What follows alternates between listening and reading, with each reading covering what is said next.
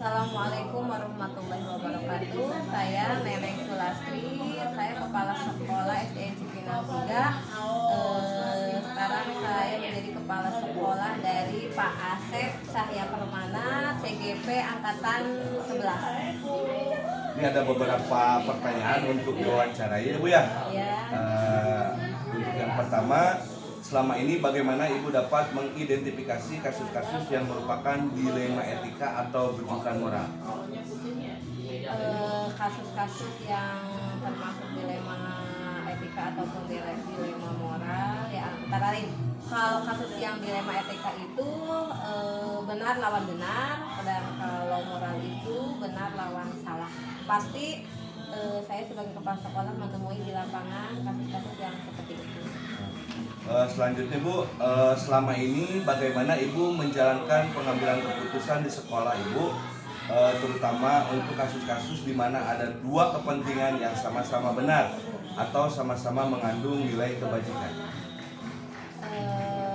Pernah saya alami mendapatkan kasus yang sama-sama benar ya, yang termasuk dilema etika.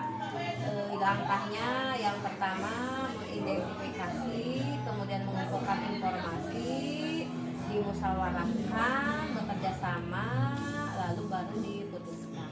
Nah, selanjutnya Bu, langkah-langkah apa atau prosedur apa yang biasa Ibu lakukan selama ini? Yang selama ini yang pernah saya langsung lakukan yaitu ketika saya mendapatkan kasus dilema etika itu, yang pertama kalau menyangkut dengan peserta didik yang mencari informasi dari semua wali kelas, dari orang tua siswa dan dari siswanya. Kemudian setelah informasi didapat baru dimusyawarahkan dan baru diputuskan. Selanjutnya Bu, hal-hal apa saja yang selama ini Ibu Kepala anggap aktif dalam pengambilan keputusan pada kasus-kasus dilema etika ini? Selama ini ya, contohnya yang pernah saya alami itu misalkan kita akan mengadakan wisata tur ya gitu, sedangkan sudah keputusan bersama dengan semua guru bahwa yang tidak dapat membayar itu tidak boleh ikut. Itu kan udah tata aturannya seperti itu. Nah, ada salah satu murid yang berprestasi tidak ikut mengikuti wisata karena tidak mampu biayanya. Berarti kan itu antara dilema ya gitu. Di satu sisi lain kasihan karena anak itu memang berprestasi, kalau tidak diajak kan nanti tidak tahu pengetahuannya gitu. Nah, yang saya lakukan pada waktu itu kan mengumpulkan informasi atau data-data. Saya panggil dengan orang tuanya, kemudian wali kelasnya gitu. Akhirnya dengan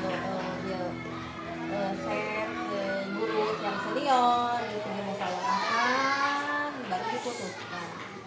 Terus Ibu, hal-hal apa saja yang selama ini merupakan tantangan Ibu dalam pengambilan keputusan pada kasus-kasus dilema etika? Tantangannya mungkin banyak ya gitu, tapi selama ini tantangannya itu bisa dilewatkan dan alhamdulillah ya, karena dalam memutuskan sebuah keputusan itu, walaupun Ibu sebagai kepala sekolah Ibu tidak langsung memutuskan sendiri gitu, walaupun Ibu pimpinan di sekolah ya, tapi Ibu tetap meminta bantuan terhadap guru yang senior gitu, atasan Ibu, senior kepala sekolah Ibu gitu. Jadi Ibu itu meminta atau meminta bantuan atau pengalaman bagaimana cara penyelesaiannya. Mungkin tantangannya ya seperti itu, mengadakan kolaborasinya gitu, pasti ada tantangannya gitu. Dengan guru juga tetap saja banyak guru yang ada yang mau bisa diajak kerjasama, ada yang tidak. Jadi itu kan sebuah tantangan gitu, tapi ya bisa diatasi. Terus apakah Ibu memiliki sebuah tata cara atau jadwal tertentu atau sebuah jadwal untuk menyelesaikan prosedur seperti apa yang Ibu jalankan? Ya, ya ibu memiliki ya tadi setelah kalau ada masalah-masalah seperti itu kan diidentifikasi, mencari informasi, setelah diidentifikasi informasi itu bisa didapat ya baru ibu melaksanakan atau membuat jadwal, ada pertemuan sebulan sekali dengan dewan guru gitu, dengan guru-guru senior baru dibicarakan.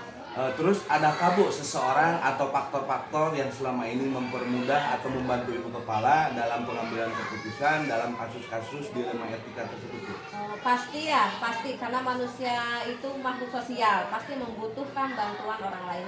Begitupun ibu, walaupun ibu kepala sekolah, ibu tetap membutuhkan peran dari dewan guru gitu, membutuhkan kolaborasinya, kerjasamanya gitu, ataupun dengan kepala sekolah yang senior. Terus dari semua hal yang telah disampaikan, pembelajaran apa nih yang dapat Ibu Kepala petik dari pengalaman pengambilan keputusan? Pelajaran yang dapat diambilnya yang pertama silaturahmi. Ibu kan share-share atau meminta bantuan dengan kepala sekolah senior, berarti kan silaturahmi terjaga. Dengan guru-guru juga silaturahminya terjaga, kolaborasinya juga terjaga, kerjasamanya. Siap, terima kasih Ibu telah berbagi pengalaman dalam pengambilan keputusan dilema. Terima kasih Bu. Ya, sama-sama Pak Asep. Tetap semangat Pak Asep. Perkenalkan, saya nama Padma, Kepala SDN Sidang Pano. Maaf Pak, sekarang ini ada beberapa pertanyaan untuk diwawancara Pak ya. Untuk nomor pertama, selama ini bagaimana Bapak Kepala Sekolah SDN Sidang Pano dapat mengidentifikasi kasus-kasus yang merupakan dilema etika atau bujukan moral? Ada beberapa hal yang memang harus kita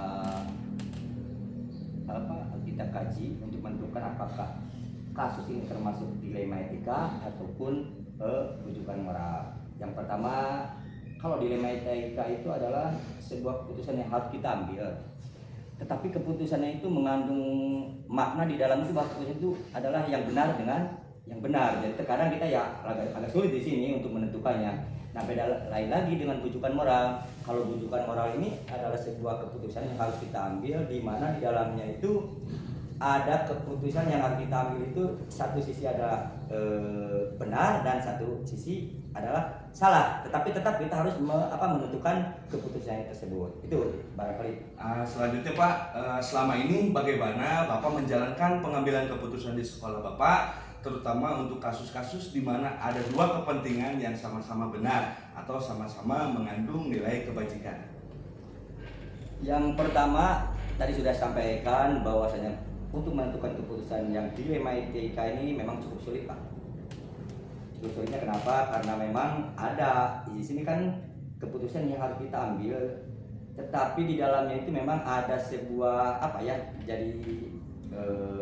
dikatakannya itu bukan motivasi lah, ada faktor yang lain di sini, ada dari apakah cinta ataupun misalnya keadaan atau kebijakan yang harus kita ambil. Memang terkadang lebih sulit untuk menentukan keputusannya. Tetapi langkah-langkahnya emang yang kita bisa dilakukan. Yang pertama adalah tentu melakukan identifikasi masalahnya dulu. Yang kedua, terus ya kita mencari fakta, baru kemudian kita bisa mengidentifikasi dari pihak-pihak siapa saja yang terlibat di sini.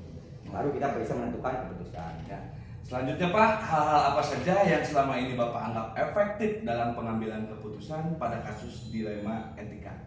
Yang paling efektif mungkin yang pertama kita kan dari aturan dulu.